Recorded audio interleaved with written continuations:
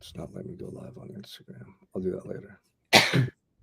Okay, here we are back with another episode of the Unstoppable Mindset Podcast. I'm really excited to have Whitney Jones joining me today. I get to interview Whitney Jones. She's a three-time Miss Olympia, full-time mother of two grown boys who are getting ready to go to college, right? We'll talk about that. And honestly, somebody who I'm considering a friend. I've got to know Whitney over the last couple of months, and she's an amazing human being. Like she had me doing somersaults and plyo push-ups last time we worked out. She's super athletic, but just like a really down-to-earth and amazing person, honestly. So, Whitney, thank you so much for being here. I can't wait to just ask you a bunch of questions and get to know more about you and your journey that you've been on. So welcome.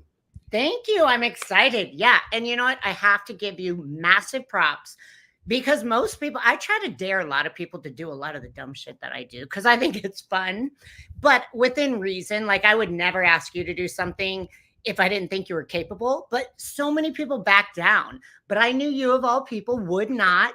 And then more importantly, you totally impressed me. I was like, well, damn, the hell? You busted out those push flies instantly, like, and you were game. I'm like, this is badass. I love it.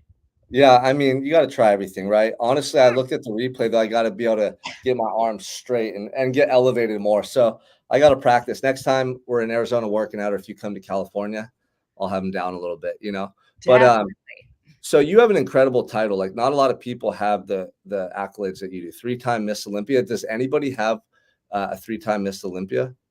Yeah, they do. So obviously, I'm in the fitness division. So for Yeah. anyone that doesn't know the industry, it's bodybuilding. It's in the bodybuilding umbrella. So, you know, the easiest person to relate to is Arnold Schwarzenegger. He actually won this title multiple times, 7 times. And I'm in that realm, but I'm in the fitness division where you do the flips, the jumps. I don't get on stage and flex. They do judge your physique. You have to be in shape. So that is part of my score, but most of my score, 2/3, is based on a routine that you can put together. It can be anything you want. You have some mandatory moves, like mandatory skills, but otherwise you get to do whatever you want in regards to flipping, jumping, dancing. I do break dancing. So, I mean, those are some different areas that like I've been able to enjoy. But there's 7. Oh, wait, gosh, how many different divisions now? Because there's now wellness. They're coming out with classic physique. So there's tons of different divisions, but mine is specific. So there are some champions that have more than just 3. But it's being number 1 in the world because it's a worldwide competition to qualify to compete at the Olympia. So it's a very prestigious title. And if you're really good, like if you've mastered the craft, if you've only won 1, you're kind of like, oh, did that person get lucky? Or could they not like handle the pressure to come back and regain that title? So there is a lot of power to say that you are a repeat winner. That's where it kind of goes, oh, okay, this wasn't just a lucky shot, one and done. Like you've walked the walk, talked the talk, you've gone in, you took that pressure as a champ and said, I want it again. And then for me, I want it again. So, you know, and that's when you want it and you are willing to work hard and do whatever it takes. That's truly kind of what makes that championship mindset. So, I went into this sport out of a dare. So it's not like this was my lifelong dream. And to be honest, I get shit for being honest about that a lot because there's some people who, from their very early beginnings in life, this was their life's dream. That wasn't mine. I mean, I got started at 35. So it's kind of like this wasn't something that I ever thought was going to happen. Now, once I started learning the industry and I started winning shows and then qualified, I became a pro. I thought, what does this mean? And what do I want to do with it? But for me, it was always a personal challenge. I wasn't worried about the outcome. I never had cared about the result. So yes, I wanted to win, but I wanted to win knowing I gave everything every day to my prep, put in all the hard work, all the sacrifice. Not every day went as planned. I'm a single mother. At that time, owned 5 businesses during this whole process. I had a lot on my plate. So not every day went the way it was supposed to. And I was far from the typical athlete in our sport because this wasn't the only thing I had in my life. So I was okay just going in knowing I gave it my all. But I think for me personally, that's why I was a champion. That's why I was able to win because I just focused on me. I didn't care about the competition. I didn't care what anyone else was doing. I cared about what I was doing. I stayed in my lane. I stayed focused on me. I wanted to present the best routine I could possibly do. If the judges liked it, great. If they didn't, so be it. So, I went in trying to impress myself and surprise myself, and that's how I continued to be a champion. And that sounds maybe kind of silly, but I was never focused on I must win because I did have 1 year in my career where I was focused on winning. That was the year I did the worst. Wow. Well, I want to stop you right there because that's super interesting. I feel like sometimes obviously you want to focus on your goals, but you can over focus to the point where it affects your performance. And this is in any area of life, right? There's like Yeah. the letting go technique where you do your best to prepare yourself for the event or the competition, whatever it is, and kind of just surrender to the outcome a little bit, And I Yeah. think that's really important. That's like sports psychology right there. But what you said, two things you said that I love. You were more into doing the work to the best of your ability, and that was your sole focus. Like, you didn't care about the other competitors, all this stuff. Your joy or gratitude or like your results were based on how you showed up. Like, if you gave your all every day and you were doing everything in your power to be your best, that was like the epitome of success for you. And I think a lot of people who are champions in sports, competitors in business, whatever it is, they have that. They're more concerned about doing the right thing so that they can sleep at night, so they know they're giving their all in life versus getting that trophy or that reward. And then by default, a lot of times they're successful, right? Yeah. And so when you fall in love with the process and you do what you do because you want to be the best, you continuously progress. Like, and you don't get as daunted by what other people say are obstacles in your path, right? I Yep. think that's a key facet of people who have a winner's mindset in life. So thank you for sharing that. And I'm interested. So you were 35 when you started competing, which is Yeah. crazy. And I thought, a Miss Olympia or just bodybuilding in general, I thought it was just like posing. I thought it was being fit. I thought it was monitoring nutrition, tracking, just getting really lean. I had no idea they even had the division that you won all three of your Olympias in. So Yeah. what were you doing before that? Were you in gymnastics or were you like an athlete growing up? Can you tell us about just your athletic background overall? Yeah. So, believe it or not, I have zero gymnastics experience, which is kind of a prerequisite for anyone in my category, which is why I thought this will be probably one and done. So, I have none. But I have been an athlete all my life. So, I grew up with two older brothers. I was the youngest of three kids. And, growing up, we both parents were working nonstop. My older brother always was in babysitting mode, and we just had to entertain ourselves. So we used to just do crazy stuff all the time at the park. We were always just moving and active. And for me, I loved sports. I loved any sport my parents would allow me to play. So soccer, basketball, softball, track. I did do cheerleading because they wouldn't let me play football. Back then, girls weren't allowed to.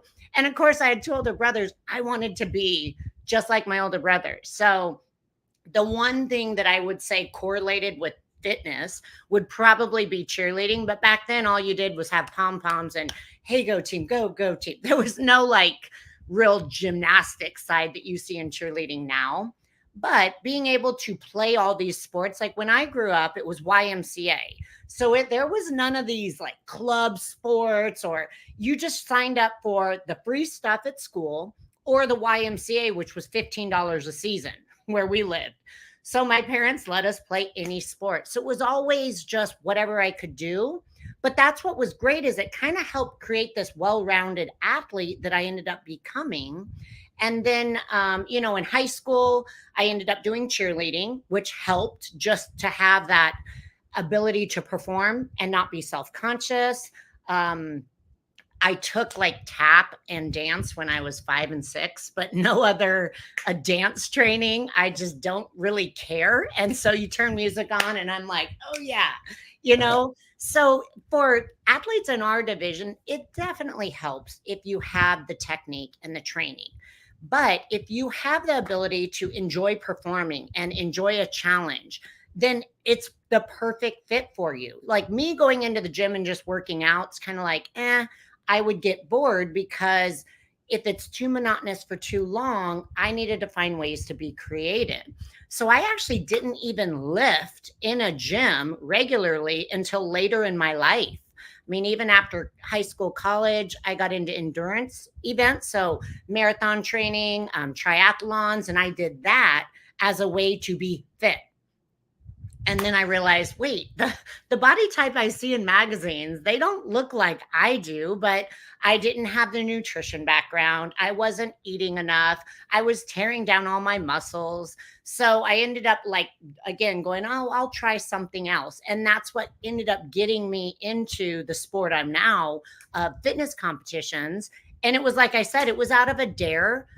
Sadly, I'm a type of person that if you tell me I can't do something or you challenge me, that lights a fire. And I'm like, really? I'm going to show you I can.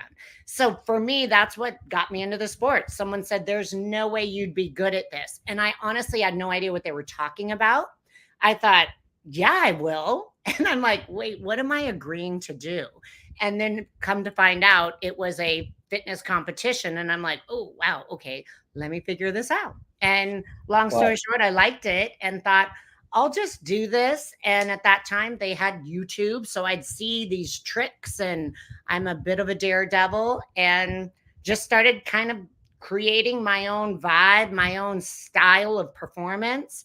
And it was unlike people had seen because, again, I wasn't the standard athlete. I didn't have the standard training. So even backflips, a simple backflip, I do it very different than the standard person because I wasn't trained how to do it. So everything looked a little different. And to be honest, I didn't want to be like everyone else. I thought if I'm doing this, I want to be like totally different. So I happened to see something breakdancing wise. And I used to love to try to breakdance when I was younger. So I thought, I'm going to bring breakdancing to the IFBB stage and just try it. And so I brought something different that people hadn't seen. I couldn't do what the other girls were doing. So why try? I thought, I'm going to create this persona of a fitness athlete in whatever way I want because I'm not at their level. I can't do the stuff that they can do, but I might as well try to be different and then master it. So that's kind of how I got in and started really getting some traction early, winning, leveling, going up to the next level and the next level. And I thought, oh shit, what do I do now? Because I didn't expect this. But again, it teaches you do things you enjoy. I didn't enjoy what the other girls were doing skill wise. So if I want to do something for me, I'm going to make it fun. So I started focusing on the stuff I enjoyed. And I liked doing stuff that no one was doing or coming up with crazy cattywampus flips that aren't even really tricks, but creating them. And so that's where it was interesting for me to go, this is fun because I get to be who I want. And again, I didn't care if the judges were like, we've never seen this before, and there's a reason why, then okay, fine. That's what they think. Would I have stopped it? Probably not. Because my goal wasn't to win. My goal was to have fun, have fitness goals that keep me accountable, challenge me. And if the judges don't like it and I get last place, so be it. Whatever. Was I excited? Yeah, cool. I love your attitude. There's two things I want to touch on here. The first is that you were so open-minded and willing to just get into this, this dare. And it turned out to be something life-changing. I think a lot of times people just say no to things so often that they don't realize how many doors they're closing in their lives for future opportunities. I remember a long time ago, I was in a place in my life where I just really was unhappy and I wasn't doing anything that felt like it was positive. I had no purpose. And I saw that movie, Yes Man with Jim Carrey. Have you ever seen it? Yeah. And that movie, I remember when I was watching it, I was like, man, I got to be like that in life. There was just something stirring inside of me that I wanted to do or explore. And I was just so close-minded back then. So I think a lot of people struggle with that. And that takes me to my next point. I want to ask you this, like, you had so much confidence and belief in yourself that you were willing to put yourself out there. I think a lot of people are scared to do that because they don't want to look like a fool or fail. They're so worried about judgment. And you were the exact opposite. You're like, screw it. What's the worst that could happen? But you also, it sounds like deep down inside, you believed in yourself enough to really take it seriously and to give your best effort. And that is life-changing. People with confidence and self-belief, they're more likely to be open-minded and willing to try things, right? Yeah. Where do you think you personally got that? Because it sounds like that was a huge factor in you getting to where you're at now in your life.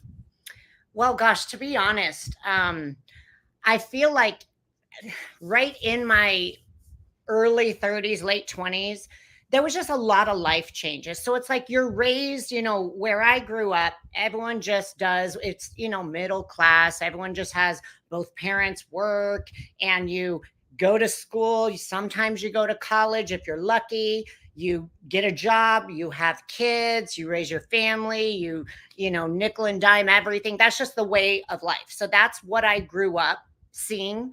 And just that was kind of what I thought was amazing. Because again, I was lucky enough to have two amazing parents who loved me. They were at least able to provide the house and, help me do a lot of basic things. But then by the time we were in high school, it's like, you got to find a way to make your own money. You got to contribute, but those things helped. But again, you just had this lifestyle of you just kind of shoot for middle of the road, which I did. It was never a thought of what would you want to be if you could be anything in the world? Because that just wasn't reality. You got to pay bills, right? And you got to have kids and you got to raise those kids. And, so it was just this ceiling of thought.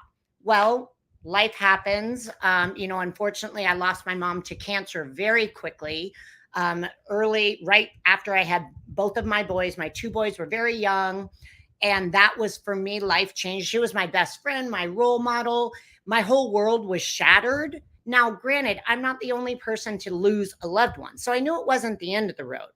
Shortly after that, my husband and I divorced. It was a very bad situation. I found out some awful things. So here, my pillar of my life just passed away. And my dad and my brothers and I were all just in this horrible place.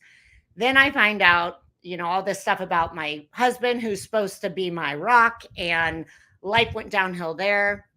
And then within, again, 2 months of that, one of my business partners was doing a bunch of horrible things and pulling money. So here, my work life was totally disrupted. My family life at home was totally disrupted.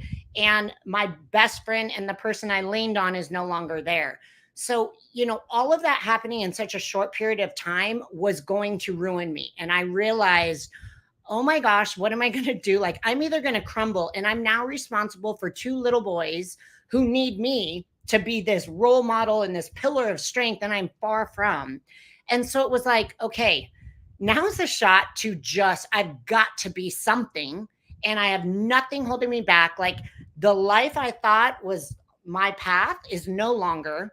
So it was like this moment of going, I'm either going to stay in this horrible spot and this will define me, and I'm going to ruin my two boys' lives by being this train wreck of a mom, or I can choose to not let this define me and be everything opposite of what typically would happen in that situation. And it became this drive to be like, I'm going to do it and nothing's going to stop me. No one's going to tell me I can't do anything. I'm not listening to any of the stereotypical stuff on this is what your life needs to be. I'm redefining out all of it. So as awful as those things were, it was what literally propelled me to go, I will be unstoppable. Nothing will hold me back. I don't care how bad it is. I am going to learn from failures, because you look at my family life just failed. My first business was at risk of failing. My confidence and my pillar of strength is no longer there. I'm now crumbling. So I was failing, but I'm like, you know what? I'm not going to. So that moment of going, pick yourself up, and knowing that I had two little guys relying on me was probably the best thing, because it wasn't about me. It was more focused on, I'm responsible for their life at this point, and I'm either going to create so much trauma in their life, or I'm going to shield them from the negative and raise them to be, unstoppable humans as well. And as cliche as that sounds, that was my mindset. Yeah. So with that, I just never had a fear of failure, because in my mind, I had just failed at everything all at the same time. and I was working my way up to not ever fail again and to learn from it all. So to me, it was like, I'm going to try this. And if I fail, it's not going to be like the failure it was years ago where I was in the worst place of my life. Now it's just a small step down. And guess what? There's a lesson in it. So if I fail, I'm going to learn something really valuable and I'll never make that mistake again, but it's going to push me to try harder. So I always encourage people, shoot for the moon, because if you fail, that's not a failure. It's propelling you to go a different direction or it's teaching you a lesson. So try it, because I never want to have regret.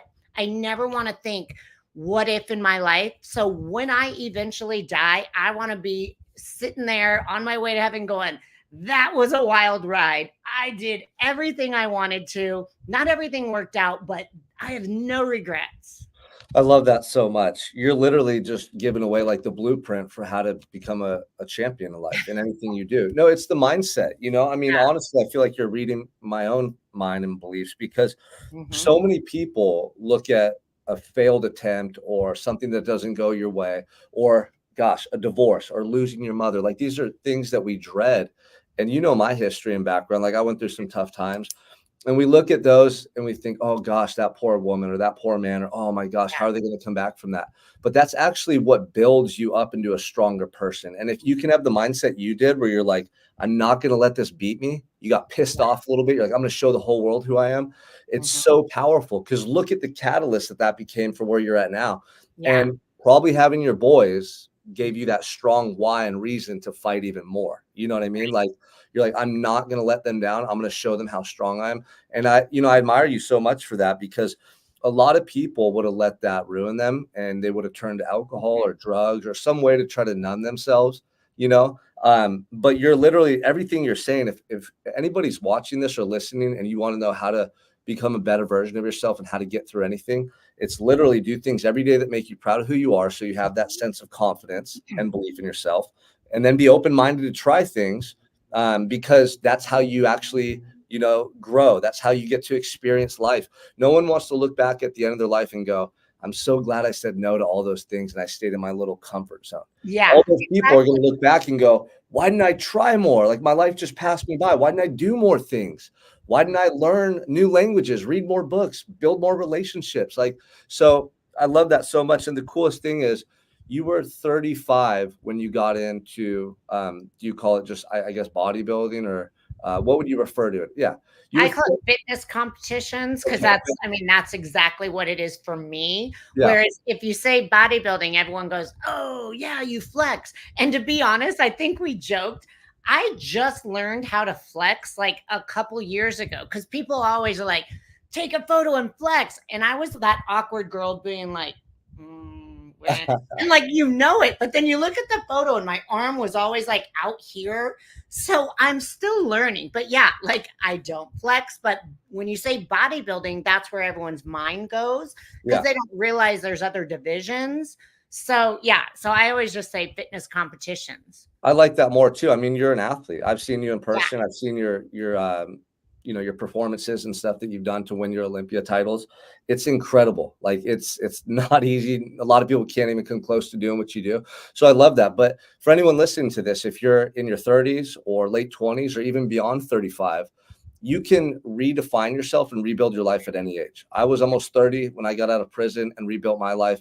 Whitney was 35 when she got into her sports competitions, her fitness competitions. So it just shows you, like, it's your own self-talk and your mindset that's the Yeah. key to everything. And so let's talk about that too, because it's not like you just started doing these fitness competitions. Yeah, you were winning, but it's not like you just easily won 3 Miss Olympias. There was a lot of adversity for you to get those titles. And Yeah. this is how you know someone really wants it bad enough. Like, who are you when shit goes wrong? Who are you when there's obstacles? Who are you when there's hardships? Just like in your personal life, it tells you and teaches you a lot about who you really are. Sometimes we don't even know what we're made of until we're put in those situations. And Yeah. you're like, damn, I'm stronger than I thought. Like, I'm Yeah. I'm more resilient than I thought. So let's talk about your first Olympia title, and then the second and third. Like, how did those go? Just kind of share those experiences with us.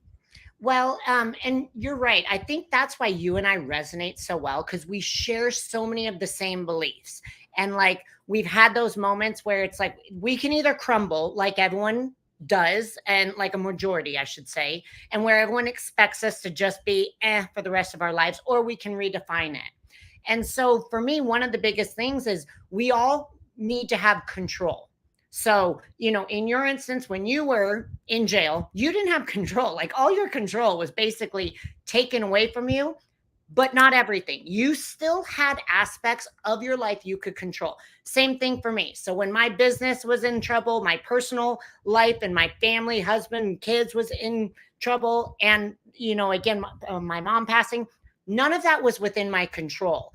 So one thing that I always tell people is find ways to regain control of your life.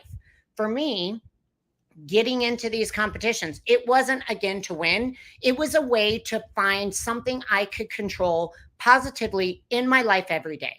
So when I got on board with doing this, I was like, well, I don't know what I'm doing, but it's going to be fun. I can control how hard I work, how focused I am on getting to the end goal. And so, again, that was something for me when all these things are thrown at me in my life. And it's like, I've been hit with so many curveballs, right?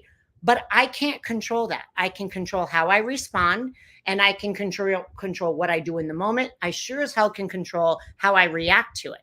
So in that aspect, it gives you a lot of control and power in your life that many people do not realize, nor do they give themselves credit for. So going into this, again, since I had no background in it, I've had a ton of injuries. So not all of them were part of the sport. But again, I'm a daredevil and I don't have any formal training. So people would say, hey, can you do this crazy flip? And it's like, well, there's only one way to find out.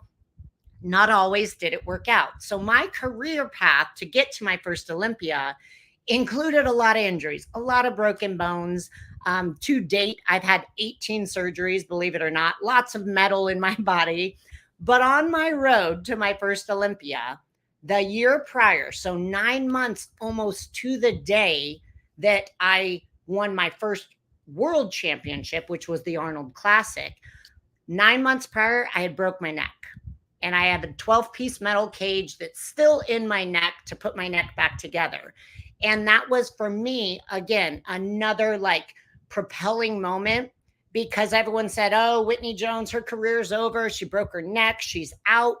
And I thought, wait a second. No, I want control of my career in this industry. I want control as an athlete.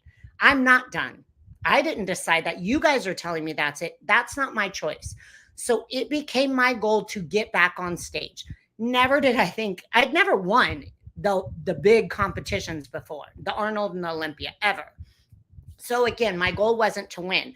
My goal was to get back on stage because I needed to provide hope. Like, I found that in my journey as an athlete, a lot of people started following my story because they'd see me break a bone. They'd see me, in a cast and I was still competing. And they're like, this chick's crazy. Like, sit down. And it's like, no, I'm having fun. I want to do it. If I get on stage and I'm in this cast, who cares? I'm going to make it part of my routine and use it as a prop. So I thought after this moment when I broke my neck, I'm getting back on stage. So it became my mission. And again, having that focus of, I want to show people that no matter how devastating an injury you have, even I'm in the spotlight. I've got all these eyes on me from all over the world, ready to be like, good job, you had a good career, and sad you broke your neck and you'll never be anything. I thought, I need to prove to everyone that I'm not done. And for anyone that has any type of injury, severe, minor, or whatever, you got to get back on the horse. You've got to try. So my goal was to get back on stage as best as I could, do the best routine I could. Because again, when you break your neck, you lose so much. Your muscles atrophy like crazy. It takes a very long time for your upper body to regain the strength. So what kind of push-up skills and handstands am I going to do when I'm 9 months out from a neck surgery? But I created a routine. 4 weeks before my Arnold competition, I was doing a flip because, of course, everything was lower body focused, and I blew my ACL, MCL, meniscus. I mean, it was destroyed. So my doctor's like, you got to have surgery. And I thought, okay, listen, I have to show up at this competition. Everyone thinks I'm full of shit. I mean, there was so much on social media and on these forums because I was posting on my social media platforms workouts, and they're like, this is fake. There is no way she's doing this. She'll never end up showing up at the Arnold Classic. These are old videos. So I told my doctor, I said, we're going to have to wait on the surgery. I have to show up at this competition. And he's like, you can't. Like, you broke your neck. You can't do anything upper body. You have one leg. You literally have one leg to do a routine. I said, yep. So nobody knew about the leg. This actually is documented in Generation Iron 3. So they documented this. So nobody knew I tore my ACL. Everyone knew about my neck. I had so much, I think, just grit and just fire because I wanted to prove everyone wrong. Everyone wanted me to not show up so they could say I was a fake and that I was trying to be ultra positive, but I was just full of shit. So I wanted to show up, but there was just something in me. I mean, how do you do a 2-minute routine with one leg? But I did. And I ended up fucking winning. And it was like, what the hell? I had a full-blown knee brace. I had to wear this 5-pound post-surgical knee brace because I couldn't walk without falling over. You know, when you tear your ACL really bad, there's zero stability, couldn't jump, whatever. But I created this routine just thinking outside of the box with one leg to figure it out. And I won. And I won the physique round where they looked at you in your bathing suit. I won the routine round, and it was like, holy shit. So I get on stage for this interview with Arnold, and he's like, wow, oh my gosh, this is amazing. He looks down and he goes, what is that you're wearing? Is that part of your costume? And I said, no, I actually have a torn ACL. I'm flying home first thing tomorrow morning because I got to have surgery because I got to compete at the Olympia. And he's like, what the hell? Then I went to the Olympia 6 months later. Again, I still only have one good leg because, you know, 6 months after ACL, MCL, and meniscus, your leg is not great. And I won my first Olympia. Yeah. So it's like, again, on paper, this should never happen. But if you just have that belief in yourself and you quiet all the noise, like all the stuff that was being thrown at me saying, you can't do this, you shouldn't do it, this is impossible, what are you trying to prove? You quiet all the noise and you're like, let me try. Let me just try. And I had so much belief in myself that there was no one who could tell me I couldn't. And it created this different drive and this different passion where it was like, you're right, I may not be able to be great on stage, but I'm going to show up. I will show up. What I end up performing, I have no idea. It's going to be a crapshoot, but I'll make it fun. I'll be as entertaining as possible within the realm that I can within the skills and the ability. But again, I wasn't focused on the win. Yeah. So it's just, it changes. You can only focus on the effort. You can only control what you put into it. And I didn't care about the outcome. I cared about showing up. I love that. I mean, I heard someone say one time, you got to marry the process and divorce the outcome. Right. And I wanted, because you just talked about focus. That's what you opened up that segment talking about. Like, honestly, though, Whitney, you embody, like, my podcast is Unstoppable Mindset. You embody everything about that. And I love it so much. I love hearing your story. The part about the focus is so key because I think most people focus on all the things outside of their control that they can't change or impact, and they neglect the things within their control. When I was in prison, I used to say the serenity prayer. You know, God, grant me the serenity to accept the things I cannot change, the courage to change the things that I can, and the wisdom to know the difference. So being locked up taught me that. Like, I couldn't control other people's opinions. I couldn't control the weather, the government, the economy, but I can control my daily actions. I can control my self-talk. I can control, am I going to get up early? Am I going to go work out? Like, all those little things that most people know they should do and they neglect. And then they spend their time stressing out over all these things they can't control. Yeah. And when you just focus on the little things in front of you every day, and like you said earlier, you give your best effort to the process, all the bigger picture stuff works itself out one way or another. It always does. Yeah. You know, so I love that because I think we as human beings are always looking for control. And I think accidentally most human beings actually, they do it the wrong way. You know what I mean? They're trying to control things they can't control. Yeah. So Mhm. That's an incredible story. So that's how you first got to meet Arnold. I saw that clip the other day when he was Yeah. looking at you on stage Yeah. as you were doing your routine. How cool is that? I mean, here's the guy Oh, who mainstream bodybuilding and one of the most influential people we've seen in our time, and he's giving you these accolades and stuff. yeah. Okay, so you know, I want to touch on something real quick too, because I think people who are listening to this go, yeah, but Whitney, like you're different, you're special, you're amazing. Like I still worry about what people think, or I'm still scared, and that fear holds me back. What would you tell someone? Because like you're a coach, right? We coach men and Mhm. women.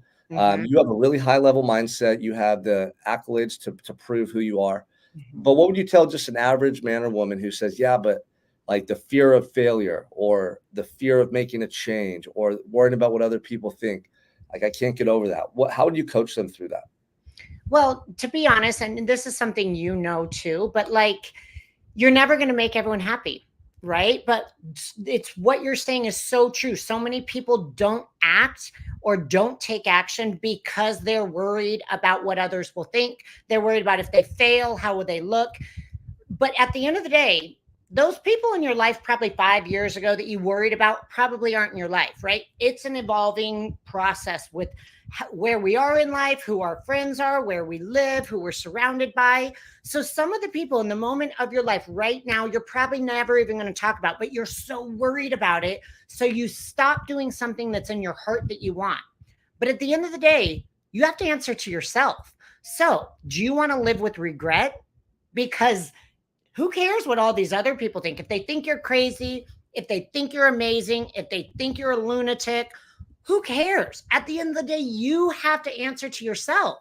So I always tell people take a moment, step back, and go, what do I want? If there's no barriers, if there's no negative noise, if there is nothing truly stopping you from doing XYZ, why aren't you doing it? And it's always them. Yeah, So take and not yourself just out of that. it. I mean, people, they're always going to find a reason why they can't, Yeah. right? So, like, you have two different types of people. One person's going to say, how can I? The other person's going to immediately go to the reasons they can't. So, Yep. because I was just putting myself in the mind of a woman or man listening to this who feels stuck, and they're like, yeah, but I have to pay the bills, or yeah, but I got a family to provide for. We're not saying you have to change your life overnight. It's a Yeah. decision, and then it's a follow through with action consistently over time. You can Mhm. make a decision right now. You're like, I don't want to be here next year. I don't want to be the same person 5 years from now. It's that decision right there. And when you start thinking this way and you ask yourself every day, well, how can I change? How can I get out of this job? How can I improve my relationship? The answers start to appear over Yeah. time. But if you say, oh, I can't because, well, you're just literally putting up a wall and you're never going to see a solution. Yep. So I think that's so important. Like, you got to want it. You got to know what's at stake if you don't make a change. Like regret is the number one thing that drives me every day. I Mhm. know and I feel the pain of my regrets from the past, and it drives me every day to never make a decision that I'm going to look back on and go, "Oh, I wish I didn't do that," or "Oh, I wish I made a change." Like that pain is such a motivator. Yeah. So, okay, thank you. This is really good. Now, I'm curious, did you win your next Olympia the following year? When did you win number 2 and number 3? And how'd those go? Did you have any adversity in those competitions as well?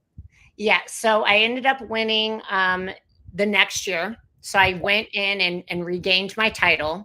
Then so that was I won 18, 19, Real quick, 2020. can I stop you? So you won Oh 18, yeah. 19. What was the feedback from all the people that doubted you or all the people in that industry, in the bodybuilding world, in the competitive world? Like, did you just become a superstar overnight and were they very welcoming, or what was that like for you? Yeah, I mean, there's still, of course, some haters. Like there were some people that said her routine didn't have XYZ, like didn't have these tumbling passes. But then it's crazy how some of these doubters then come to your defense and they're like, well, she just broke her neck and she had a torn ACL. What do you expect? But she came out with all these crazy things. So I always just kind of take the high road. It takes a lot to get me to respond to anything negatively, honestly, because I'm like, I'm never gonna convince you of whatever it is that you're trying to bring me down with. So it was interesting to see all these people. It's in your face, and you so badly kind of want to be like, "I told you so," but the proof was there. I showed up. So all these doubters that said there's no way, I don't care what you think now. I don't need you to come to my defense. I don't need you to praise me. I just want you to know I did what you said I couldn't. So maybe rethink next time you're trying to bring someone down. So it all works out. I always feel like if you take the high road, it all works out. But it's hard to do, right? Because there are those moments you just want to be like try to kind of message any of these people and be like, what do you want to say now? But taking the high road was always the best for me. And then it was just like, look, I'm doing the best I can. You don't have to like me. I'm never going to get everyone to like me. And I'm absolutely fine with that. So it also creates kind of, again, sometimes negative attention where people were saying, she's not great. She didn't do XYZ. Brings to light, yeah, she's not everyone else. She is different. So it was interesting to see it all come out. Now, the one thing that was probably my most prized thing was winning the Olympia. And again, I didn't know this at the moment. The very next day, obviously, it was like, holy crap, she ended up winning the Arnold. And then 6 months later, after she had surgery, she had it again. But then there were these articles saying she is the first mother in all of Olympia history, all categories, to ever win an Olympia title. And I thought, what? No way. Now, granted, a lot of people are younger, but for the women, there had never been a mom. And I thought, this is cool. So to me, that is like, I won an Olympia title. I'm the first mom ever to have done it. Now, since there have been a couple more since 2018, but it was like, this was a very unique opportunity to have this platform to say, look, you could be anything. Like, here I am, a mom, single mom at that, business owner. This is not the only thing I have to do. Whereas most athletes at the top, most top 5 Olympians, they don't work full time. They don't have kids. They have a spouse that literally is their partner in crime, helping do everything. And this is their life. That was not me. So again, I was far from the typical athlete in our sport. And more importantly, very different from any of the champions. But I thought this is the perfect platform to say, do not put a ceiling on or limit yourself. Like, if you have something you want to do it. And do it to the best of your ability. And you never know what's going to happen. So for me, that's what was really cool. And then, of course, going in, there was that pressure of, oh, can you do it again? But I don't let that pressure change me. I welcome it. Pressure is a privilege. That's a huge saying. And I think it's great. I had the opportunity to go in and defend my title. It was up to me if I completely shit the bed, but I wasn't going to. I was going to give it my all and go in with the same mindset. I'm not worrying about the outcome. I have this whole philosophy where you walk up the stairs, and before I ever hit the Olympia stage, I ask myself, did I win? And I have to be able to confidently answer yes or no. Now, with Olympia, I've always said yes. There have been other shows where I realized I didn't do everything I could. I failed myself. So the outcome didn't matter. The outcome to me was, before I step foot on that stage, I need to know, did I win or not? Now, what the judges said was going to be determined. But I decided before I ever stepped foot on stage if I won. And if I won, then I was like, I have nothing to lose. Now this is the icing on the cake. This is the fun part. There is no pressure. The pressure is every day doing what you're supposed to do to get to that day, to be at your best. And now this is just the fun. Yeah, I love that attitude. I mean, it's true too. And it goes back to what we were talking about earlier. Like, the results are secondary, like the awards or the placement. It's you knowing in your heart that you gave your all. And that's integrity at the highest level, and that's something that I notice about ultra successful people is, like, the score is secondary. The result is secondary. They do it because they want to be that person so badly. And that's the key, whether you're a guy just wanting to get off the couch and lose weight, or I know you also work with a lot of women, and I've seen women who have had kids and kind of, they just get stagnant because now they're mom and they're not, you know what I mean? And it's like, you have to have that driver inside of you where, like, I want to look in the mirror and be my best self. And it doesn't matter you know what you're going through, that you can make that change, but you have to have that feeling inside of you to motivate you. So I love that. And with the third one, what you didn't touch on the third title. What was the third one like? So I ended up, it was 18-19, Yeah. 2020, I didn't win. So I lost my title. And, again, when you're at the top, there's only one place to go. Now, believe it or not, 2020 was my absolute favorite routine. I loved everything about it. And again, I went in, and to me, you asked me if I won. I absolutely won. To me, that was one of my greatest. Now, again, the judges didn't agree, but that's fine. But again, the best thing about that was everyone thought, oh, you're done. Again, you're done, right? And I'm like, no, why? Again, I'm not going out like this. This was not how I wanted it to end. And they're like, well, you lost your title. Like, you kind of just need to go away. And I'm like, I'm not afraid of losing my title. Like, again, when you're at the top, there's only one place, but I'm an athlete. I'm a competitor. I'm not done. And they're like, well, nobody comes back from being a champion, especially winning it twice, loses their title and never regains it. It's only happened twice in the history of Olympia at that time. And I was like, oh, so you're saying it's been done? Well, watch, because I'm going to do it. And so, again, everyone thought, this is stupid. This is crazy. Randomly, though, 2020 was the one Olympia I went into without an injury. And Wow. so, I know. So it's like, what? So long story short, I go into 2021 and same mindset. I want to win, but I'm not focused on the outcome. I'm focused on getting there. So that year, the Olympia was in Florida. It's usually always in Vegas. And it was in Florida. I fly out there a week earlier. You got to do the press, whatever. I was doing my last run through there in the hotel. So this is 3 days prior to Olympia. And I had a freak accident because I'm practicing my routine in this small room. And I was doing this crazy one-footed gainer flip. And midair, I thought I was going to hit the wall. So I pulled out of the flip too early, came down on my knee, and it's like on the boardroom floors, like it's basically cement with a little bit of carpeting, and totally jacked my leg. Now, I didn't know it at the time. I thought I tore my knee, like ACL, or broke my kneecap or something. Well, I ended up breaking my leg. But at that point, I'm 3 days out from competition. The next day I have Meet the Olympian. Like, it's this whole deal. So I thought, okay, well, what do you do? I have a broken leg. Again, I didn't know till I got home and got the x-ray, but I knew it was bad. I couldn't walk. It was swollen to, like, it looked ridiculous, black and blue. But thankfully, I knew some great people that helped kind of bring stem unit, get the inflammation out, get the swelling out. And I just visualized a routine that I had to modify because I knew I couldn't do certain skills. But it was like, I wasn't concerned about it. I'm like, this is normal. I always got my back up against the wall. I said, watch, now I'm going to win, because I've never competed with a broken leg, like an actual broken leg.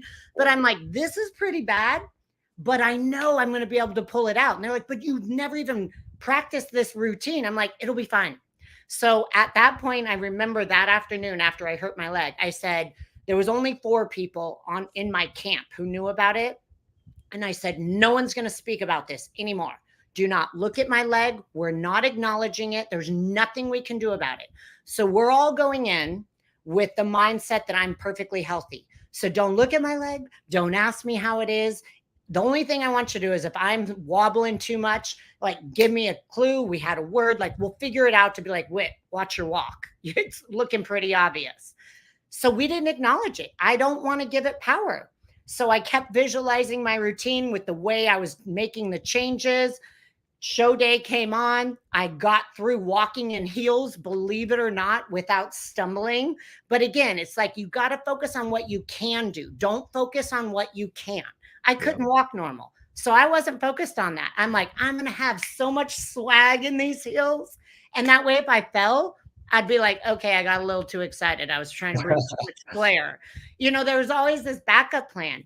Then it came to the routine. And I did have a friend who was a surgeon and just put some lidocaine in my knee so I couldn't feel it, because I had 2 knee drops where you do a jump and you land on your knee. So my knee was still the problem, I thought, but it was actually my fibula I broke. Gosh.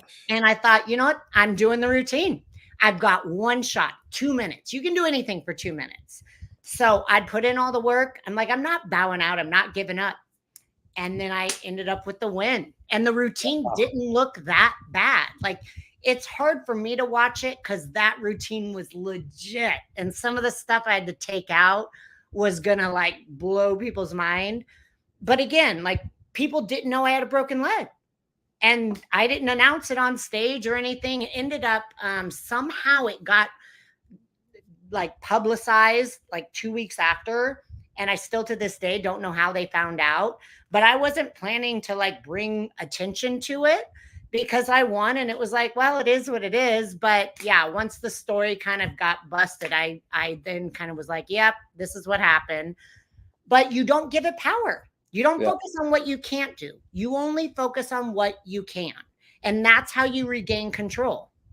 Yeah, that's incredible. Like literally this was like a master class on the ultimate mindset to achieve at the highest level, right? Because I just think so many people don't achieve success in life because they sabotage themselves. They quit and Yeah. give up. They start thinking differently. You know, Mhm. your thoughts are so powerful. And what you're saying is like the ultimate form of self-belief, focus on what I can do and eliminate any other options or possibilities in your mind. You know, that's so key is like whatever you focus on gets your energy and attention. And if you're Yeah. focusing on the fact that your leg's busted and, Yeah. oh, I'm not going to be able to do this routine, I'm not going to feel the same. The judges are going to know I'm not going to win. What am I doing? It would have compromised your performance out there. Yeah. But I love so much how, you hear the term like delusionally optimistic, like Yeah. successful. It's true. Like I'm like that too. I'm so delusionally optimistic. Like people get mad at me, they're like, "Oh, come on, dude, that can't happen." Or aren't you mad at this situation? Like you should be more mad at the situation. I'm like, yeah, I'm aware of what's going on, but I'm thinking that it's going to all turn out fine, big picture. Yeah. That's what we do. So I love that so much. I want to wrap this up. I want to end with just asking you a couple questions. Again, what would you say to someone right now who feels stuck in life? Like you said it earlier, but it's really important that anybody who's watched the episode this long and they understand what you've gone through, the fact that you're, at the core, just a self-driven, motivated individual. You're a family woman. Like you just have immense belief in yourself. What would you tell somebody who wants to make a change now and they just don't believe in themselves? Where do they got to start? Like, what do they got to do today? You know what because let's be real, like depression is a real thing. And I hate when people minimize it and say, you're depressed, just stop being depressed. And it's like, that's not easy, and I'm not a therapist, not a counselor. But what I can say is there's so many times when you feel stuck or you feel like you're not succeeding at anything, or you have nothing to be excited about or grateful for. Quit trying to do the same stuff that you keep doing in your life. Do something completely opposite. Again, if this is like, say you're like, I'm going to go sign up for boxing classes. Well, you've never done it. Cool. Guess what? You may find that this is something that allows you to feel good about something. Because why? You've never done it. So there are zero expectations. You could be horrible in the beginning. Everyone's horrible in the beginning when they start something. So all you can do is be proud that you're trying something new. You may get new friends. You may open up a new path to your life. For me not bowing down when someone said I could never do this sport opened up this huge opportunity of my lifetime. If I would have said no, who knows where I'd be, right? But do something that is opposite or that is completely new, because it's going to elicit new emotions and new feelings. I feel like when people are stuck, they're trying too hard to improve the existing things in their life. And that's hard because they're bad for a reason. So completely do something opposite. Maybe become friends with new people, associate with new coworkers at your job, whatever you're doing. Try things that are completely opposite of what you're doing. And a lot of times, one minor change is the catalyst to help take a bigger step to dig you out of that hole. And then you may have a good day at boxing class or at, doing a book club with a bunch of women. Something that you may think, I will never enjoy this. but then all of a sudden you do. And maybe it's not that you enjoy books. Maybe you enjoy the friendship of the girl you're sitting next to, and now you feel like you have a friend. So I always encourage people to try something they've never done and to try more than one thing, because you need new emotions within your body. You need new feelings. You need new endorphins that are released. But you can't do that by trying to just improve everything within your current box of your life. You've got to step outside. And it seems the people that I've seen actually do this, that is where their life starts to improve. Yeah, 100%. I mean, there's three ways you reprogram your brain, repetition, novel experiences like you're talking about, and traumatic, impactful experiences. So novel experiences, that's like just being open-minded and willing to try something new. And honestly, it works. Like it does. It changes the way you feel. It changes your brain chemistry. The more that you get out of your comfort zone and you're open-minded like that. So that's great input. And you strike me as someone that's just willing to try things, right? And that's probably why it's such good advice from you, because look what it's done in your life. Yeah. So I'm curious. Another question. Do you have anything spontaneous or something different or a change or something you've been wanting to do personally, but you haven't pulled the trigger on it? Well, yes. So I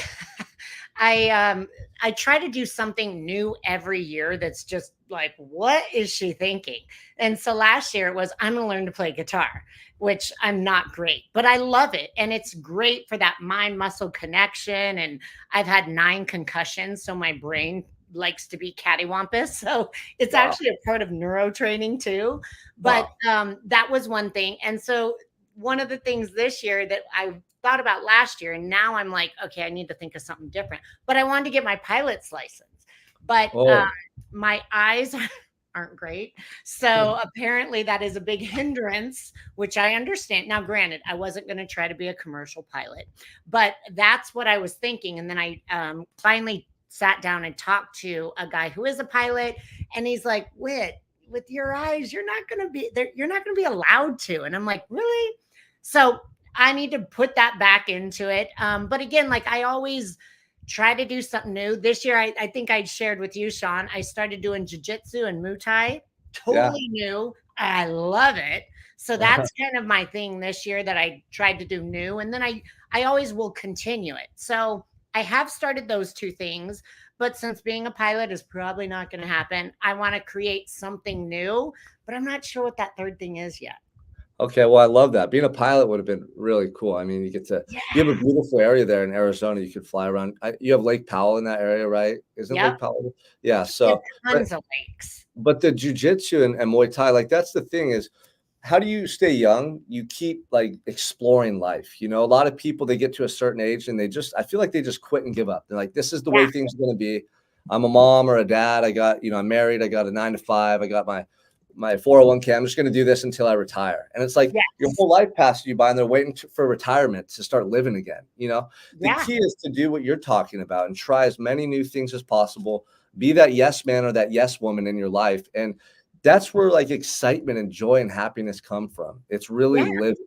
So honestly, this interview right here is super inspiring. I want the whole world to see this because, learning about your trajectory to where you're at now, it's super Mhm. exciting. And it's so it's inspiring for anyone listening to know like, hey, number one, you can decide at any time to redefine yourself. You can on a dare become a world-class athlete, a 3-time Ms.Olympia. No one's ever done it as a mother, like break world records. You can just create future opportunities for yourself that never would have existed by being open-minded and believing in yourself and having courage, and so I want to thank you for being here, Whitney. For those of you listening, like Whitney and I are friends, we're business partners. We're on a mission to change the world for the better. We created Unstoppable 365 for a reason to do that. And so there's so many men and women out there that if they listen to this episode, if they join us and come and be a part of our network and communities, like we will help them to create that spark within themselves so they can grow, so they can experience life, so they can become someone they're proud of and do things that make them excited. That's my mission. It's like, I want everyone to feel alive and to do things that they look back on one day and have immense gratitude and pride for, not regret. And that's Mhm. something you touched on. So any final words, Whitney, before we wrap up this interview? No, I mean, I appreciate you having me on. It's so fun. I mean, I'm highly encouraged and inspired by your own story. And I think it's great. We always need to have that where it's like, oh, wow.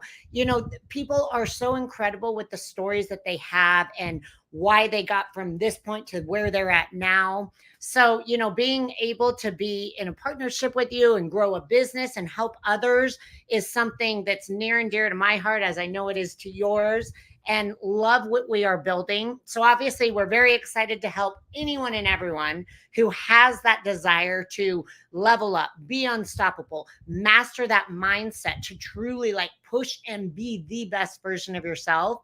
But just don't give up. I mean, think out of the box. Don't put limitations, quiet the noise. And if you don't have that around you, then get involved with people like us who will absolutely bring it out of you. Or if you're not sure how to bring it out of you, that's where we're the masters at it. This is what we do for a living, and we are happy to help you. Our tribe is intense and passionate, and we've got a world of people all ready to help you be the best version with no regrets in life. 100%. I mean, you gave away the blueprint for personal success. So if everyone listening to this just does what Whitney said, you'll be fine. But 9 out of 10 people don't, because there's uncertainty. They don't believe in themselves. You need to be around people who are doing it so that you can actually experience what that's like and get the push that you need. That's why we became coaches, because we want to see everyone thriving, and we want to provide the tools, the guidance, and the resources for them to get there. So Whitney Jones, you guys, obviously look her up. We're going to post all your social media handles, all the links to reach out to you in the description of this episode. But make sure you're following her. I mean, on Instagram, what is it? It's at Whitney Jones, or what is your Instagram handle? It's at Whitney Jones _IFBB Pro. Yeah, and we'll post it in the notes description, the description right here. But again, Whitney, thank you so much. I appreciate your time. Thank you for the message today, and let's keep changing the world together. Works for me. Let's do it. Let's do it.